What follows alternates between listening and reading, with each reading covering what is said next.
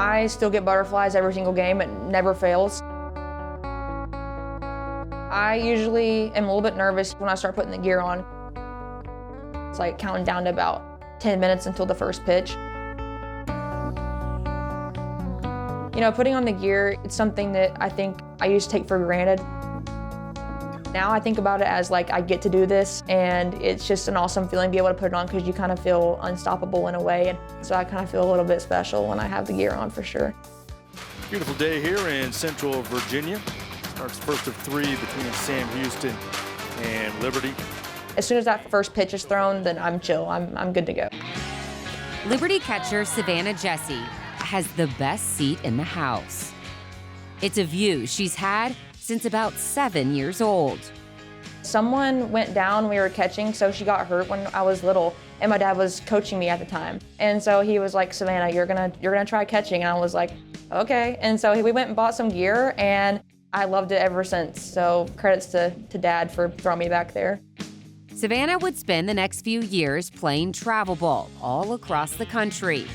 And eventually, the game would lead her to Liberty for a softball camp. I stepped on campus when I was probably around 12 or 13 years old. And the moment I stepped on campus, I knew that like this is somewhere where I want to strive to become a Flame. The coaches were super welcoming. They called me by my name instead of not just, hey, camper, or hey, you. Like they were like, hey, Savannah, you're doing great, or I see this you need to work on. And they just always invested in me as a person before I even came here. And that was like rare. No one at any other camp had ever done that before. I do remember Savannah Jessee as she came to our camps and would consistently come because of her size, her strength. So got her attention as a catcher. But the one thing about Savannah is her servant heart. And that's what you need in a catcher. Savannah would continue to make an impression at camp the following years. So much so that Coach Dot would want her to be more than just a camper. I think it was September 1st, my junior year, when coaches were able to call. Dot called me that night, and I was like, no way, Liberty, just call me, it's my dream school. Like, yes, yes, yes.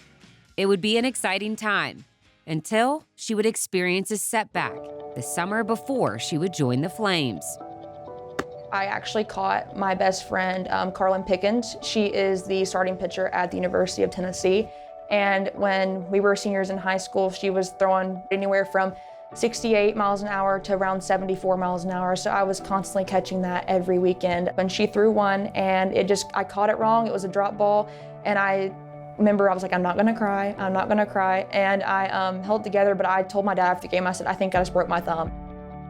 Unsure about the status of her injury, Savannah would report to Liberty just weeks later. I was already nervous being a freshman. I was scared coming in, letting them know that I had an injury. So they would tape it, my athletic trainer would, and it just kept getting bent backwards, and it was super weak, so nothing was really working. That's when Savannah and the coaching staff would make the decision to apply for a medical redshirt her freshman season. A decision that wouldn't be easy for Savannah at first. When you have an injury, it puts it all in perspective. You miss things that you took for granted. And she didn't get to play for a whole season. She didn't get to swing a bat, catch a ball, but yet she was selfless the whole time and a great teammate. It's been a great learning experience. Even though I couldn't play, I was able to still practice and learn from the coaches and listen and watch the other catchers and watch the other hitters and still do some drills. And I think that it's gotten a really big part of my story. And that story wouldn't be over just yet. Going into her sophomore season, Savannah would undergo a second MRI, and the news from a hand specialist wouldn't be ideal. He said, Savannah, I'm sorry, but your UCL is completely torn, which is like the main ligament in your thumb. And I was like, I knew something was going on.